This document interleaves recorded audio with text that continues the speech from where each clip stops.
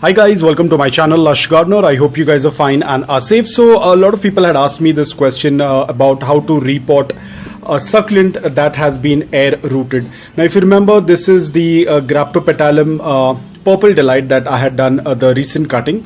Again, by mistake I happened to touch the farina. My thumb happened to touch the farina and it has got disturbed, leaving a thumbprint on it. So again, that's unavoidable at times.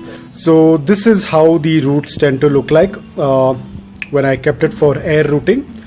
So the roots look very healthy and they are of a good size, so we can go ahead and repot it. Now I'm taking the same soil mix which I usually tend to use. Now it's the same soil mix which is loose, porous and well draining. Now over here I have used a garden soil with the grey construction sand because I'm running out of aquarium sand. So I have used the grey construction sand which also works the same like aquarium sand. Just push it into the soil, not too deep, just tuck it a little bit like this. As you can see, we're just going to tuck it, and if you tend to see any roots, you can slowly put in some soil over it. Do not put a lot of pressure on it because remember, these roots are very fragile. They are air rooted, so they are very fragile. They can easily break if you tend to put in a lot of pressure. So just gently tuck it into the soil. If you tend to see that the roots are visible, you can just put in a little bit more soil over it, and that's all about it. Now again, the same process. We are not going to water it. We are going to keep it in indirect bright light, and we'll let the plant settle in this.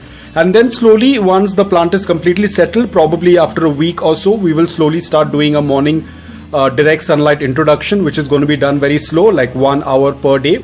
And then we are going to get it back to indirect bright light. We are going to do that slow introduction for up to a week, and then we are going to permanently keep it in morning direct sunlight for 5 to 6 hours.